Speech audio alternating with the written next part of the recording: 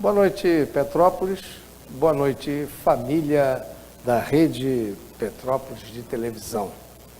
Hoje, dia 15 de fevereiro de 2018, pós-carnaval, estamos iniciando mais um programa Dossiê História. Este apresentador, Gilberto Vanderlei Prisco, que vos fala. Hoje teremos uma excelente conversa sobre alguns assuntos de muito interesse do público e assuntos também culturais. Vamos iniciar o nosso programa falando sobre o dia 15 de fevereiro na história universal. Hoje é o 46º dia do ano, olha só como já começou a passar rápido esse ano, né? Nós estamos no calendário gregoriano, né? Que substituiu o antigo calendário juliano. O calendário gregoriano foi instituído pelo Papa Gregório XII em 1582 e foi adotado imediatamente pela Espanha, Portugal, a Polônia e, posteriormente, todos os países ocidentais passaram a ter esse calendário gregoriano, que é o calendário que nós seguimos aqui no Ocidente. Faltam 319 dias para acabar o ano. Passa muito rápido, hein? Muito bem, então vamos à história do dia 15 de fevereiro, a história universal, né? Começamos, então, destaquei alguns pontos aqui interessantes da história. Vamos falar um pouco das guerras cristãs, né? 1145, subiu ao trono papado de Roma o Papa Eugênio III. O pontificado foi por cerca de 8 anos. E durante o seu papado, deu início à Segunda Cruzada. A primeira, que foi extremamente vitoriosa, mas esta resultou num grande fracasso. Ele foi beatificado em 1872.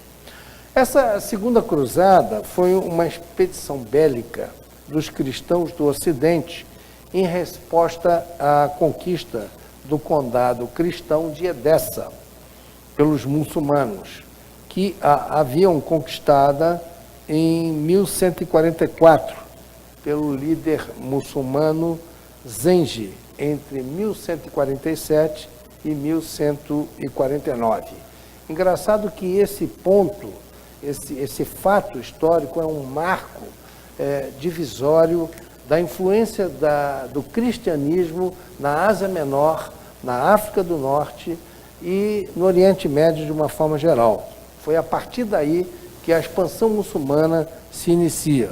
Esta Segunda Cruzada, ela foi pregada e estimulada pelo carismático abade francês Bernardo de Claraval, que posteriormente se tornou um santo da Igreja Católica Romana, que é o São Bernardo de Claraval.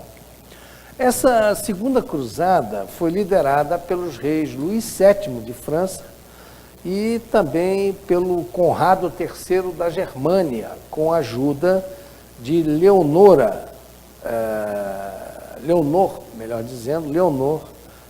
da Aquitânia. Não reconquistaram, foi um fracasso, não houve a reconquista de Edessa.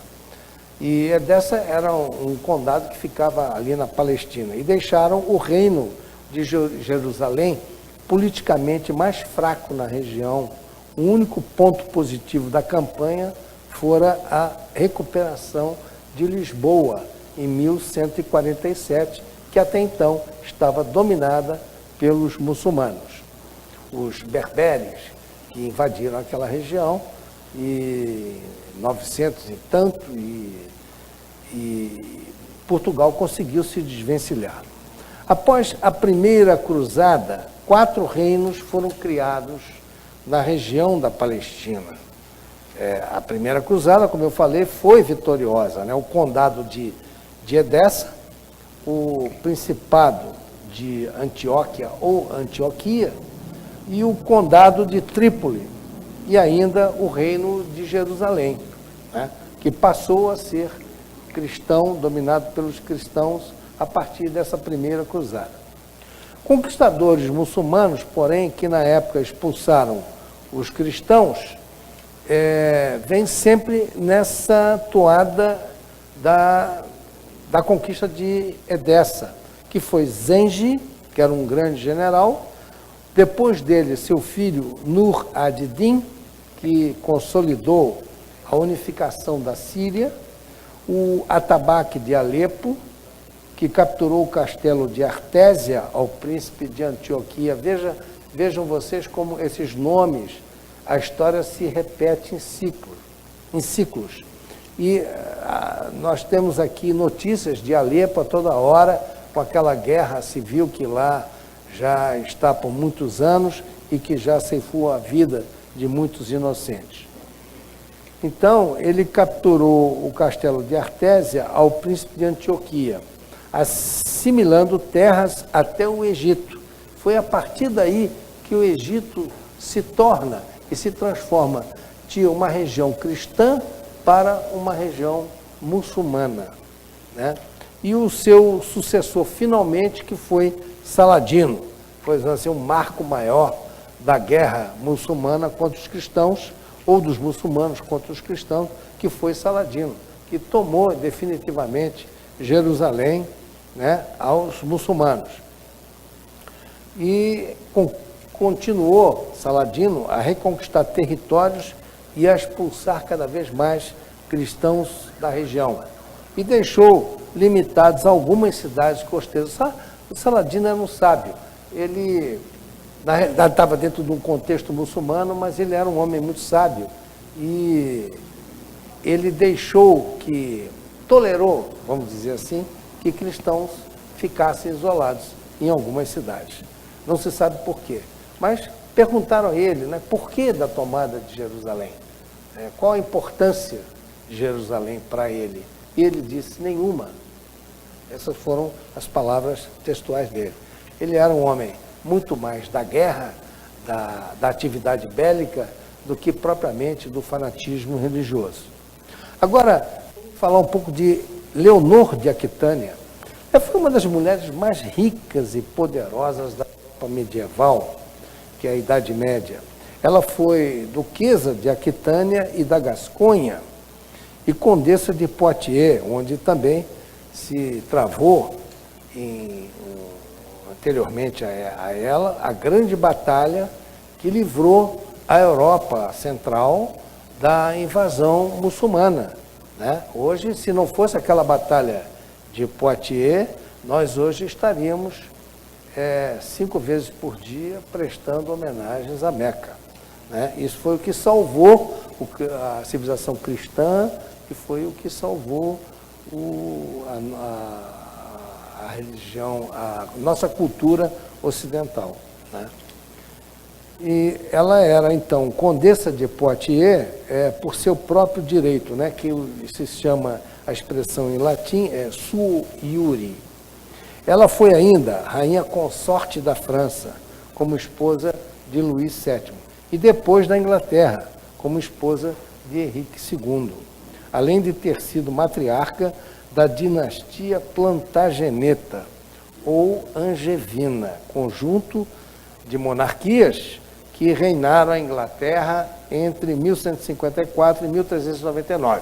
Então, essa expressão significa que Plantageneta, que é de origem francesa, inclusive, e é inspirado numa planta que dá muito lá na França. Então, o patriarca dessa dinastia, ele assim apelidou de Plantageneta, ou Angevina, que é exatamente o conjunto dessas monarquias que vai nesse período, entre 1154 e 1399, e que governou a Inglaterra entre 1154 e 1485. Por isso que sempre há muitas guerras, na história se registram muitas guerras entre ingleses e franceses com uma rivalidade muito grande, até mesmo porque famílias, tanto de um lado quanto de outro, sempre dominaram territórios considerados inimigos, não é?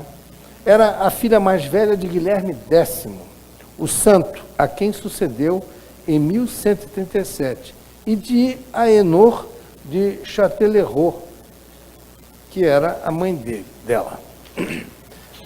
Então, aqui temos esse registro, né, de 1145, que se iniciou com o trono do papado, o Papa Eugênio III. Agora vamos registrar um outro fato histórico, Dom Manuel, o Venturoso, aquele que promoveu o reinício das grandes viagens marítimas e, sob o seu reinado, é que o Brasil foi descoberto. O venturoso Dom Manuel, ele nomeia no dia 15 de fevereiro de 1500, nesta data que nós estamos comemorando hoje, ele nomeia Pedro Álvares Cabral, capitão-mor da Armada Portuguesa, que isso em 15 de fevereiro, e logo depois, no dia 22 de abril de 1500, meses depois, Cabral aporta aqui em Porto Seguro e dá oficialmente como descoberta as terras do Brasil, né? Inicialmente chamadas de terra de Veracruz, depois Santa Cruz e finalmente Brasil. Em 1710 é instalada a Vila do Recife, depois que os holandeses foram derrotados, se não me falha a memória, em 1654. Em 1710, o governo, o Reino de Portugal, resolveu elevar a Recife à categoria de vila. Porque Recife, na realidade, ela foi desenvolvida pelos holandeses, né? A vila era de Olinda, a vila portuguesa. 1798, temos aqui um outro fato histórico, a República Romana, e eu até estava conversando com o meu entrevistado sobre esse fato. Em 1798, a República Romana é proclamada, depois que a França captura Roma. O Papa Pio VI se nega a aceitar a vitória do poder napoleônico e morre no ano seguinte como prisioneiro dos franceses. Quer dizer, foi uma crise da Igreja Católica Apostólica Romana naquele período, porque os franceses eram, vamos dizer assim, anticatólicos. Em 1900, os franceses provenientes da Revolução Francesa. Né? Em 1933 também tem um fato histórico muito interessante, que é o atentado a Franklin Roosevelt. Franklin Delano Roosevelt, presidente dos Estados Unidos, né? Antes mesmo de ser presidente, como candidato, em fevereiro, no dia 15 de fevereiro de 1933, um pouco antes de ser, semanas antes, 2 ou 3 semanas antes de assumir o posto como presidente, primeiro mandato dele como presidente da República Norte-Americana, que ele assumiu em 4 de março, e vence o presidente Herbert Hoover na eleição, ele sofre um atentado. Eu até agora não descobri, não consegui na pesquisa alcançar qual teria sido a causa disso, né? Porque na época havia uma grande briga entre a máfia e o sistema político americano, como poderia ter sido também obra de seus adversários políticos. Muito bem, estamos aqui então encerrando hoje esse nosso capítulo sobre a história universal. Agora vamos passar à fase jornalística, vamos adentrar um pouco, observar um pouco o que está acontecendo no Brasil em cima desse carnaval, e o tema do momento é a reforma da Previdência Social. Então, eu estou trazendo para vocês um vídeo do Dr. André Oliveira, que é um advogado, professor de Direito Previdenciário, e o vídeo dele está na íntegra no YouTube, Dr. André Oliveira. Quem se interessar pelo tema depois poderá até assistir totalmente. Aqui nós não modificamos nada, apenas pegamos o vídeo e desmembramos a parte mais objetiva da análise dele.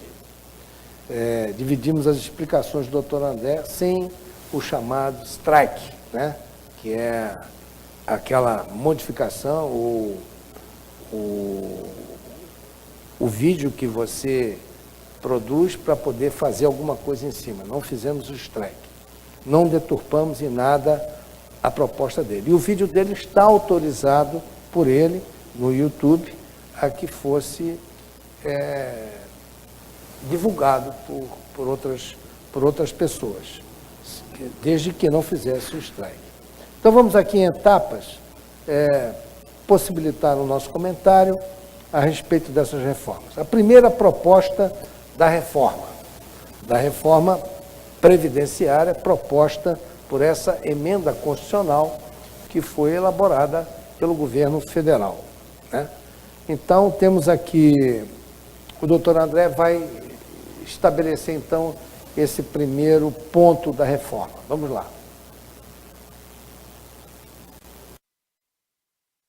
A primeira grande mudança que acontece é a extinção, o fim da aposentadoria por tempo de contribuição.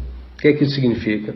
Os segurados do INSS, ou seja, a população como um todo, que antes tinha o direito de se aposentar com 35 anos de tempo de contribuição, se homem, e 30 anos de contribuição, se mulher, simplesmente não mais terão esse direito. O que significa dizer que se uma pessoa começa a trabalhar aos 16 anos de idade, se for homem, só irá se aposentar aos 65 anos de idade. E se for mulher, só irá se aposentar aos 62 anos de idade. Perfeito? São praticamente 50 anos de tempo trabalhando. Se você pegar um homem que começou aos 16, só vai se aposentar aos 65. E o pior é isso. Quando chegar aos 65 anos de idade, não se aposenta. Sabe por quê? Porque daqui até lá foi instalado no texto da reforma uma coisa chamada gatilho de idade, que permite que através da lei, a cada ano que aumentar a expectativa de vida do trabalhador, do cidadão brasileiro, vai aumentar um ano na idade da aposentadoria.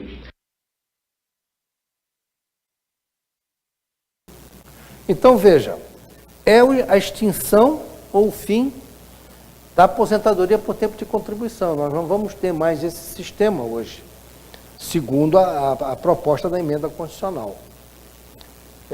Pelo regime anterior, a mulher ela contribuía 30 anos e o homem 35 para obter o direito da aposentadoria. Agora passa a valer exclusivamente o critério da idade mínima. Para a mulher, 62 anos, e para o homem, 65 anos, independentemente do tempo de contribuição. Foi exatamente nesta atuada que ele colocou o exemplo da pessoa que se inicia no trabalho a partir de 16 anos.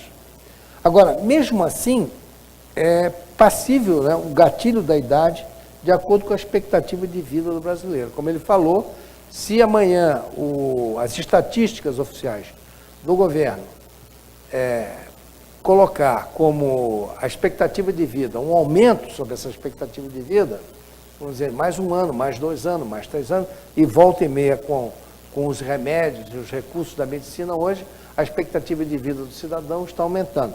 Então, o que vai acontecer? Aciona-se um gatilho automático no sentido de que não poderá se aposentar com esse limite da idade de 62 anos para a mulher. Se houver um aumento de 3 anos, a mulher vai se aposentar com 65. E o homem, respectivamente, com 68 anos. Então, esse seria, vamos dizer assim, a primeira modificação que vai alterar a vida de todos nós.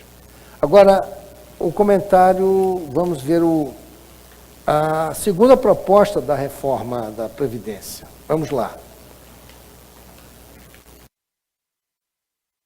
Hoje, por exemplo, se um homem se aposenta aos 65 anos de idade e ele possuía lá o mínimo de 15 anos de contribuição, ele se aposentaria com 85%. A partir de agora, na proposta da reforma, ele vai se aposentar com 60% do valor. Ou seja, houve uma perda considerável. De 85% caiu para 60%. O que significa dizer que a partir de agora, para alguém conseguir sair com 100%, terá que possuir no mínimo 40 anos de contribuição.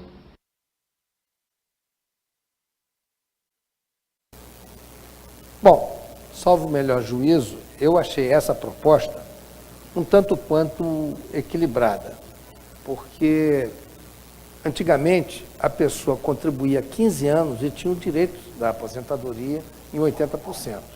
Então, se ela se aposentasse com 55 ou com 60 anos, tendo contribuído apenas 15 anos, e tivesse uma sobrevida de mais 30 anos, quer dizer, o prejuízo da Previdência seria enorme. Tá? E ficaria no vermelho. Essa conta ficaria no vermelho, deficitária, porque só recolheu 15 e recebeu 30 anos de benefício. Então, me pareceu, a princípio, salvo o melhor juízo e um melhor exame, que essa proposta vem a dar um equilíbrio entre o que se paga e o que se recebe. Então, vamos agora à terceira proposta. O trabalhador rural. Vamos lá, vamos ver o que o doutor André Oliveira nos fala sobre o trabalhador rural. Trabalhador rural, o que é que mudou para o trabalhador rural? Continua a idade mínima de 60 anos para homem e 55 anos para mulher. O que se estabeleceu foi para uma figura que se chama segurado especial, que é aquele trabalhador do campo que exerce atividade para si, não é? Pequena economia familiar. Antes ele precisava comprovar apenas o tempo de exercício de atividade rural. Agora não, ele vai ter que comprovar no mínimo 15 anos de contribuição. O que é que isso quer dizer? Se ele tiver 30 anos trabalhando, 40 anos trabalhando, antes, todo esse tempo de atividade era considerado para fins de aposentadoria. Hoje, você tem que comprovar que tem 15 anos de contribuição. Se não comprovar, ainda que você, trabalhador rural, atinja a idade de 60 anos se homem e 55 anos se mulher, não se aposenta.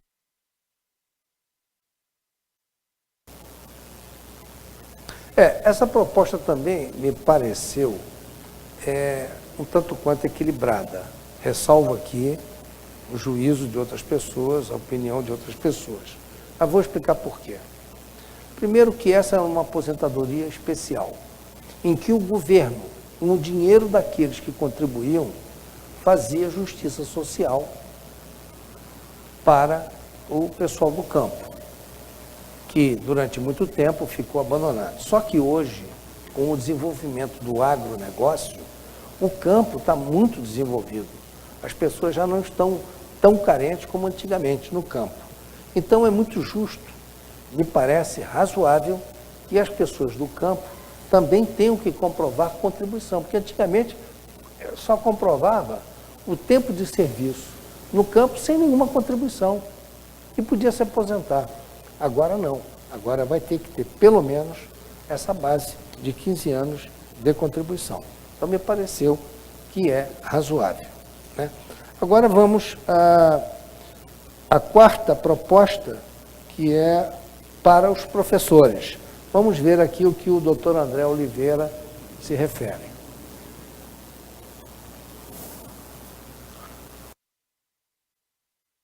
Professor, o que muda para o professor? Passa a haver uma idade mínima. A idade mínima para o professor, ambos os sexos, homem e mulher, passa a ser de 60 anos de idade. Ou seja, antes uma professora, digamos que começou a lecionar aos 20 anos de idade. Ela com 25 anos de tempo se aposentava e o professor com 30 anos de tempo, independente da idade. A partir de agora, tanto professor quanto professora terá que possuir no mínimo 60 anos de idade. Bom, esse é um problema realmente mais delicado, porque nós sabemos que a carga psicológica do professor em sala de aula é realmente extenuante. E agora, os professores ainda estão sofrendo a síndrome do medo, né, e do pavor, porque nas escolas os alunos hoje estão, de uma forma geral, incontroláveis. Há casos cada vez mais frequentes de violência a professores e a síndrome do medo hoje ataca a geração de professores que estão na ativa. Então, esse é um problema muito complexo. Acho que essa proposta ela merece um melhor exame pela Câmara dos Deputados, né? Agora, a quinta proposta da reforma, que é a acumulação de pensão e aposentadoria ao limite de 2 salários mínimos. Essa aqui é um grande absurdo. Vamos lá, vamos ver o que o doutor André comenta sobre isso. Vamos ver. Pensão, obscenidade plena. O que é que funciona na pensão? Digamos que marido e mulher contribuam. O homem tem lá 2 salários mínimos, a mulher tem 2 salários mínimos, ele se aposenta, ela se aposenta, e com a renda da família eles conseguem pagar o IPTU, né, as prestações, a escola de filho e tudo mais. Ora, se um dos dois falecer, não vai poder acumular a aposentadoria com a pensão, só até o limite de 2 salários. Como o homem recebia 2 salários e a mulher 2, 4 salários, vai ficar restrito a 2 salários mínimos. Ou seja, não vai poder acumular a aposentadoria e a pensão no que ultrapassar os 2 salários mínimos. Na prática, as despesas continuam as mesmas. Condomínio, IPTU, tudo aquilo de gasto, mas houve essa vedação de acumulação de aposentadoria com pensão no que ultrapassar 2 salários mínimos. É uma injustiça total. Não há necessidade nem de fazer nenhum comentário. Agora, a sexta proposta da reforma. Aposentadoria pública e privada serão inacumuláveis. Vamos ver como é que fica essa situação. Outro ponto relevante é de pensões. Digamos que esse mesmo trabalhador, ele exerça uma atividade numa prefeitura lá de um município e ele se aposente pelo município como servidor público. Digamos que ele também exerça outra atividade nas horas vagas ou no outro período de trabalho, uma atividade privada naquele município e receba 1 salário mínimo. Ou seja, ele recebe 1 salário mínimo como servidor, mas também trabalha, né, em atividade privada e recebe 1 salário mínimo de uma empresa. Contribui sobre 2 salários mínimos. Uma aposentadoria de servidor público e uma aposentadoria do INSS. Quando ele morrer, a mulher só vai poder receber uma pensão. Não vai poder receber a pensão do servidor público e a pensão do segurado do INSS. O marido dela contribuiu para 2 regimes, mas ela só vai poder ficar com uma pensão. É uma injustiça social plena, não tem a menor dúvida. Contribuiu para terem em 2 regimes, 2 pensões, e só vai poder receber uma. Então, o Estado, a Previdência, vai se locupletar ilicitamente daquilo que foi recolhido para ter o benefício. Não sei se isso vai realmente passar na Câmara. A 7ª e última proposta da reforma, o artigo 8 da emenda constitucional, a proposta que mantém os privilégios do regime previdenciário dos parlamentares. Quer dizer, para os parlamentares, tudo. Para a população, nada. Vamos lá.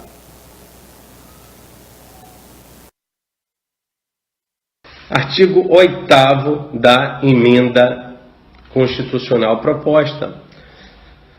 Vedada a adesão de novos segurados, os atuais segurados de regime de previdência aplicável a titulares de mandato eletivo poderão, mediante opção expressa, permanecer nos regimes previdenciários aos quais se encontrem vinculados, aplicando-se as regras nele previstas em caso de descontinuidade dos mandatos. O que isso quer dizer? Simplesmente para os parlamentares exercentes de mandato eletivo, seja parlamentares, né, governadores, prefeitos que exercem mandato eletivo, mas especialmente para os parlamentares federais que têm um regime de previdência que vem na Lei 9.506 de 97, eles continuarão com esse regime de previdência. Ou seja, se fala em unificação de regimes, mas para os exercentes de mandato eletivo, continua existindo um regime específico para eles. Que mudança é essa que se quer?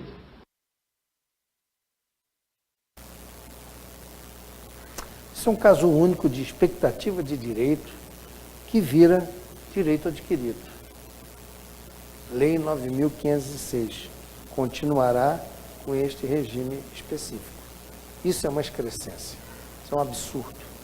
Mas esse governo que está aí, o governo federal, está no momento aí, é que promove esses absurdos e não quer discussão, que é só negociação do voto lá na Câmara. Enfim, é isso que está acontecendo. Agora vamos ver aqui a crise na Previdência Social do Ministério da Fazenda, Previdência Social Pública, aquela que é dos funcionários públicos.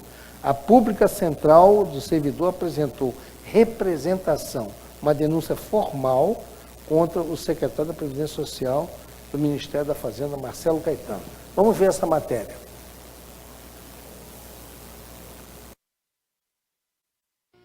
A Pública Central do Servidor apresentou denúncia formal contra o secretário da Previdência Social do Ministério da Fazenda, Marcelo Caetano, na Comissão de Ética Pública da Presidência da República e no Ministério Público Federal para abertura de investigação. O secretário, formulador da reforma da Previdência, é membro do Conselho de Administração de uma das maiores empresas de previdência privada do país, a Brasilprev. A pergunta é, por quem os sinos dobram? Os sinos estão dobrando em homenagem a uma ótica estritamente financeira do mercado dos bancos privados. Tanto é verdade que o Banco do Brasil, através de sua empresa que trata de previdência privada complementar, já esperando a feitura desse novo nicho, porque até então a previdência privada complementar dos servidores se dá através de empresas públicas, né? Já preparou um pacote, já preparou um produto a ser oferecido aos servidores públicos, na ânsia, já antecipando esse novo mercado que está sendo gestado pelo senhor secretário executivo da Previdência, que é conselheiro titular e efetivo e recebe para isso da Brasilprev, que é uma empresa que trata de interesses privados. A Pública, por meio desse ato, pretende dar voz aos mais de 100 milhões de brasileiros que estão sendo ignorados diante dessa reforma. É um típico caso de conflito de interesses na administração pública. Ou seja, um servidor detentor de informações privilegiadas que deveria estar primando pelo interesse público tem um pé na iniciativa privada. Na verdade, no caso dele, tem o corpo inteiro, porque como conselheiro de administração da Brasilprev, ele tem que atender os interesses do mercado, e é esse conflito que está posto em xeque agora, né? Vamos cobrar coerência do governo, né? Cobrar uma resposta, né? Por que ele não se manifestou até agora, né? O governo precisa se manifestar porque a denúncia é grave. E aproveito a oportunidade para dar um recado para os parlamentares. Quem votar não vai voltar ao parlamento.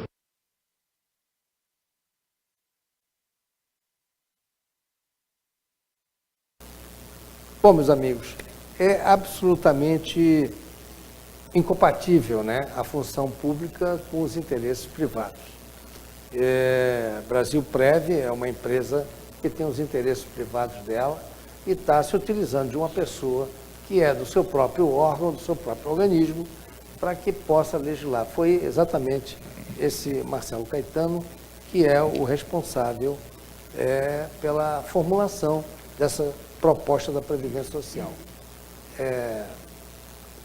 Farinha pouca, meu pirão primeiro. Mutatis mutandis, vamos mudar de assunto. Eu tenho aqui uma pessoa, um grande amigo de longa data, que eu convidei para conversarmos hoje, Gerson do Vale. Boa noite, meu amigo Gerson do Vale. Uma honra muito grande te receber aqui. E com um currículo extenso, eu vou aqui apenas fazer um pequeno resumo, em função até do adiantado da hora, né? Gerson do Vale é advogado, bacharel em Direito, advogado, foi professor universitário, é poeta, é homem das letras, é articulista também em vários jornais, homem da poesia, é presidente da Academia Petropolitana de Letras e já recebeu, inclusive, o prêmio Guerra Peixe, e agora, esse ano, ele vai ser homenageado, uma homenagem especial que a comissão do prêmio Guerra Peixe vai fazer a ele.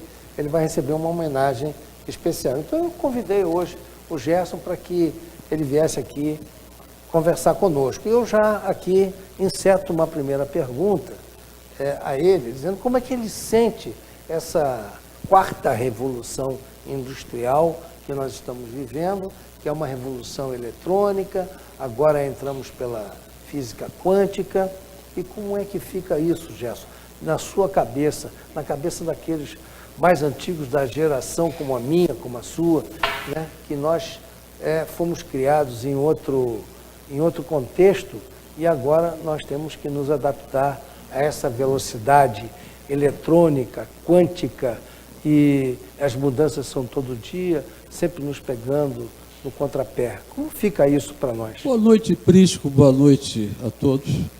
É interessante que você me fala de uma nova revolução industrial que não é industrial. Não é verdade? Pode até se chamar, porque o mundo realmente teve grandes modificações sociais e políticas, e, enfim, das revoluções industriais diversas, sobretudo na primeira grande revolução industrial, né, que foi na Inglaterra, do século XVII para o século XVIII, enfim, nos países europeus, sobretudo, né? Mas essa revolução que nós estamos passando, ela, porque pensando em indústria, sempre fica aquela ideia das fábricas que poluíram Londres durante tanto tempo. Coisa curiosa que todo mundo falava, Londres é um fogo eterno, a gente chega lá, não vê nada e tal, no século XIX. Hoje em dia Londres não é assim mais, porque na verdade a poluição era da fumaça das fábricas, né? E hoje em dia as fábricas não fazem mais essa fumaça toda. E com o computador, com a época cibernética, talvez, possamos dizer, revolução eletrônica ou cibernética, talvez fosse um nome mais adequado para essa revolução, que realmente é uma nova revolução, um novo modo de pensar, um novo modo de agir, quer dizer, novos valores se formando, inclusive. Eu creio que nós vivemos não só a revolução, uma grande transformação, né? Não no sentido de revolução tradicional, mas de uma transformação do mundo em tudo, em todos os valores mesmo existentes, né?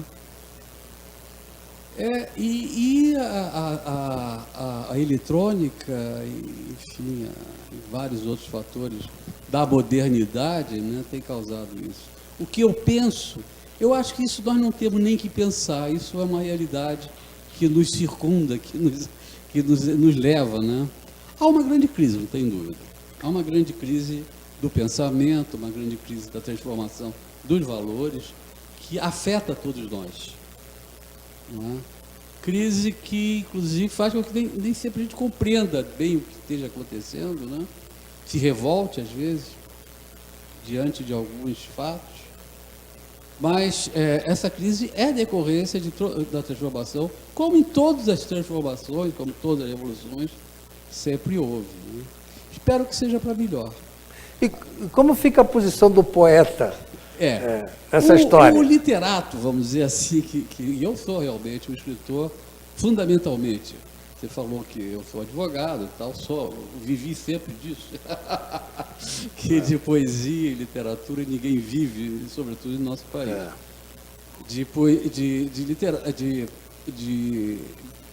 De advocacia foi possível levar a vida, pelo menos. Mas a minha preocupação fundamental sempre foi com a literatura e as artes, de uma forma geral. E, coincidentemente, eu trabalhei durante quase 20 anos, né, no órgão federal do Ministério da Cultura, que, como advogado, enfim, como assessor jurídico, como procurador do órgão federal... Inclusive atuou aqui em Petrópolis, né? Sim, mas aqui, aqui já foi para me aposentar, vamos dizer assim, né? Eu tive um infarto, eu vim para Petrópolis, né? Mas a grande parte de quase 20 anos eu atuei foi como procurador da Fundação Nacional de Arte. Ao mesmo tempo que eu atuava como advogado, eu trabalhava no meio de artistas, né? O que sempre me agradou muito, confesso, porque eu sempre fui muito voltado às artes, como todo, a música, a arte plástica, teatro, cinema e, sobretudo, literatura. Nunca deixei de escrever, na minha vida toda, e publicar também. Muito bem.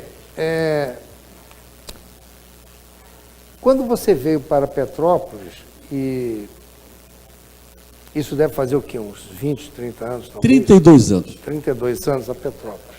Aí se acomodou aqui, se aposentou, passou um período no IFAM, né? E passou a ter uma vida petropolitana, basicamente, né? Se afastou do Rio de Janeiro, de todas aquele contencioso do Rio de Janeiro, aquela vida de advogado, né?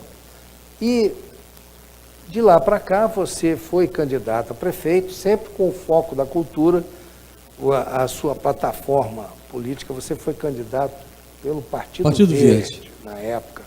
Isso foi no ano de 1995. Para 96. E aí você se inseriu no contexto Petrópolis para mim foi uma opção, viu? Foi uma opção. Hein? Petrópolis para mim foi uma opção. Quer dizer, eu vim para Petrópolis, continuei trabalhando na Funarte, continuei trabalhando no Rio, indo e vindo todo dia, né? Durante 10 anos ainda, né? Até que eu tive um infarto, fui obrigado a pedir a transferência aqui para Petrópolis e vim para o IFAM e fiquei lotado no Museu Imperial. E como é que você analisa nesse período a cultura em Petrópolis? Pois é, foi opção por vários aspectos, né? Vários aspectos. Primeiro, pessoal, eu e minha mulher achamos que o Rio já estava um pouco pesado para nós. Hoje em dia se vê isso com muito mais frequência. Mas alguma coisa dessas coisas desagradáveis que estão acontecendo hoje no Rio, já havia em 85, quando vieram para cá. Quer dizer, a violência já estava aumentando muito, né? Eu fui criado, e a adolescência e juventude toda, foi no bairro de Ipanema, que é um privilégio, não tem dúvida, né? Mas eu quero dizer com isso que era muito do lado de algumas favelas, que foram crescendo de um modo que é visível, assim, sem ninguém tomar providência nenhuma, né? Eu, quando era garoto, saía de Ipanema de bicicleta, ia até a Barra da Tijuca, passando pela Rocinha, que já estava crescendo bastante. Hoje em dia, a Rocinha é uma cidade. É uma cidade que domina tudo, né? Quer dizer, e para aí ver, é uma cidade... O Rio de Janeiro foi tornando cada vez mais perigoso, com aquele calor que sempre nós também protestamos, e eu, como advogado, como você, era obrigado a andar de terno, né, no fórum, no centro do castelo, né, onde ele foi havendo mesmo. E, enfim, para mim, a ideia de montanha e a ideia do friozinho de Petrópolis soava sempre como algo paradisíaco. É uma coisa pessoal, eu não quero falar disso como uma coisa... Foi a mesma sensação que eu tive quando eu vim para cá. Também.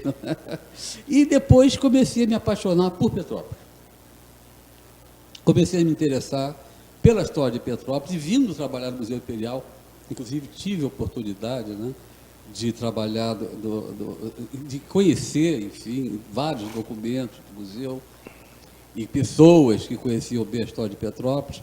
Cheguei a fazer algumas traduções lá de textos históricos falando da cidade, enfim. E comecei a escrever sobre Petrópolis também. E, ao mesmo tempo, a questão ambiental foi cada vez aumentando em mim também. A minha percepção de mundo, vamos dizer assim. Algumas coisas foram mudando, né? E, com isso, eu entrei para o Partido Verde e escrevia sempre do jornal da cidade. Todo domingo eu escrevia uma crônica, um artigo, e que fez com que algumas pessoas viessem procurar, por que você não quer desenvolver isso na política e tal, no Partido Verde? E eu acabei aceitando ser candidato a prefeito, nessa época, em 95, não para ser prefeito, que evidentemente eu nunca fui ingênuo, e sabia sempre que o Partido Verde não poderia eleger ninguém, e eu não estaria disposto, nem teria condições de bancar nenhuma campanha que é cara, não é cara. Inclusive, eu não gastei nada disso, eu não vou gastar nada. Tudo que eu quero é poder divulgar essas ideias. E tive uma repercussão boa isso, porque na época a cidade tinha mais jornais do que tem hoje. E a campanha monopolizava todos os assuntos dos jornais. Então, todo dia tinha jornalistas que me ligavam, dizendo, o que vai fazer hoje, e tal, o que você pensa disso, daquilo, aquele outro. E daí, as minhas ideias, tanto ambientais quanto culturais, sobre Petrópolis, né, eu tive a oportunidade de espalhar o máximo que pude. Tinham também reuniões de todos os candidatos em colégios, em faculdades, né, em que debatiam-se assuntos e tal, e eu sempre colocava minhas posições. Portanto, foi vitoriosa, de alguma forma, essa minha campanha, que não era para ser prefeito, evidentemente que não. Perfeito. Agora, eu te pergunto o seguinte, como é que você vê a cultura na cidade hoje, ou nesses últimos tempos?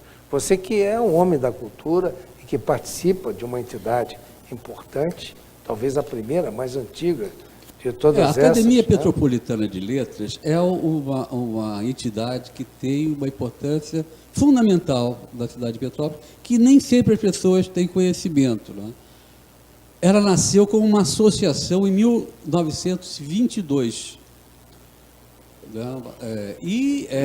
Na época, existia já uma academia em Niterói, que é a Fluminense, e anterior à Academia Brasileira de Letras, que foi do final do século XIX, princípio do século XX, que foi criada, aos moldes da Academia Francesa. Pois bem, a de Petrópolis foi das primeiras academias do Brasil. Foi a primeira do interior, inclusive, né? E foi criada como associação, mas já em 29, sob a presidência dessa associação da Naide Tefé, que era viúva de um ex-presidente da República, Marechal, sob a presidência dela, ela se transformou em Academia Petropolitana de Letras. E de lá para cá veio atuando bastante fortemente. Eu acho que as grandes figuras da cidade pertenceram à Academia Petropolitana de Letras. E batalharam pela academia, enfim. Foi sempre uma entidade importante. Sim. Mas, Gerson, eu insisto na pergunta ainda, como você vê hoje a cultura em Petrópolis, o trabalho, assim, o segmento político da cultura, como está sendo administrada a cultura em Petrópolis, quais são as perspectivas, se nós estamos bem, se está faltando alguma coisa, o que falta para complementar, enfim, do Brasil, o que você pode contribuir com o seu pensamento sobre isso? Olha, obrigado. Eu acredito que muito pouco ou nada mesmo, porque a contribuição aí para os problemas culturais exige uma posição de maior relevância, vamos dizer assim. Mas as ideias são importantes. Porque o problema, ideias há muitas, mas o problema maior não é local. O problema maior da cultura é no Brasil, não é? Quer dizer, o orçamento do Ministério da Cultura, isso sempre foi, fui funcionário do Ministério da Cultura, e sempre foi o menor, era abaixo de 1% do orçamento de todos os ministérios juntos, quer dizer.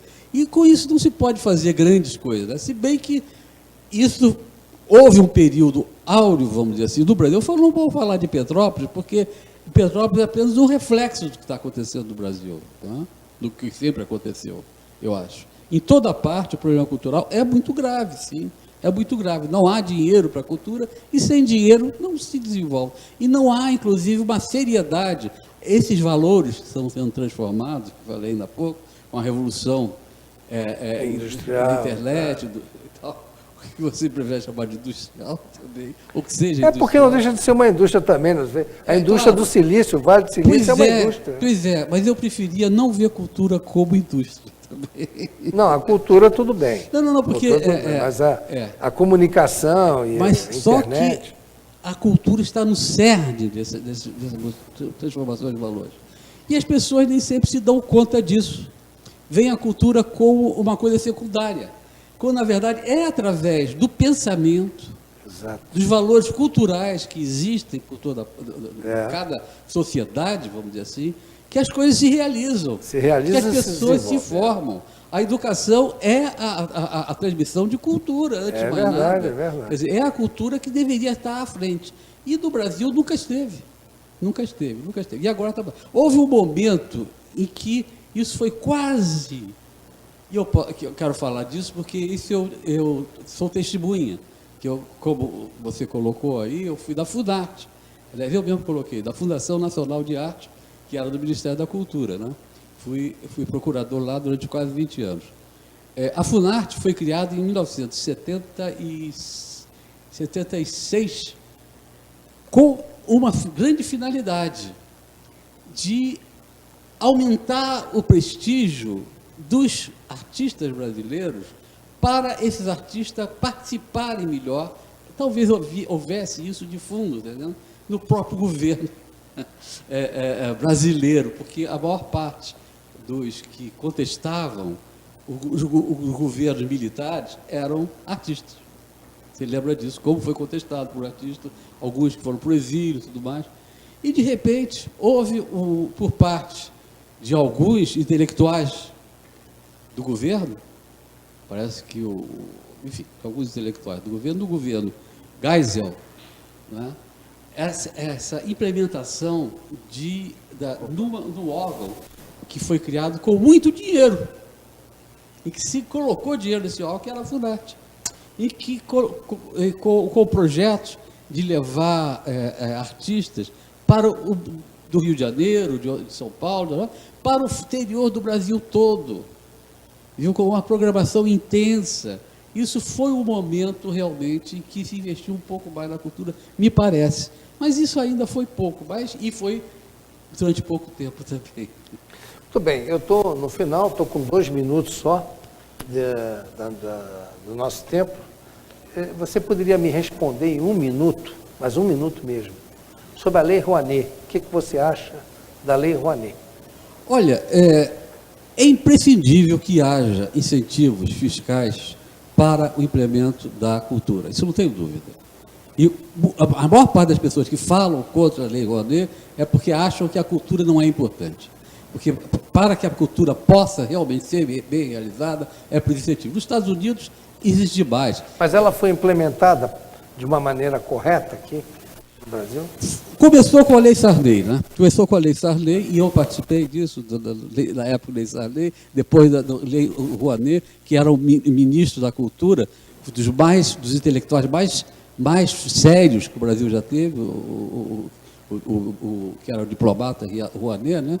E que colocou essa lei, que foi muito estudada, foi discutida, eu fiz parte de muitas discussões, inclusive na implantação dessa lei. Claro que toda lei tem suas falhas, e ela isso eu achei desde o início, um pouco complicada. Isso ela é. Para se entender bem como ela deve ser realizada, é preciso se estudar e tudo mais. Agora, claro que furos há em todos. Ela foi deturpada com o tempo. Começou não sei. Eu não tenho acompanhado. Algumas pessoas se privilegiaram em relação a outras por situações políticas, né? Que é o que a gente vê. Isso no Brasil ocorre em todos os campos. Ô, Gerson, infelizmente, eu estou conversando com o Gerson do Vale, que é um... Eu queria fazer uma correção, posso? Gerson eu não Vale. Eu não tenho dor, não. Gerson Vale, que é um grande intelectual, um homem da cultura, que aqui deixou o seu brilho conosco aqui hoje, iluminando o nosso programa. Quero te agradecer, espero com toda a fé que será o primeiro de uma série de outros programas que nós vamos fazer aqui.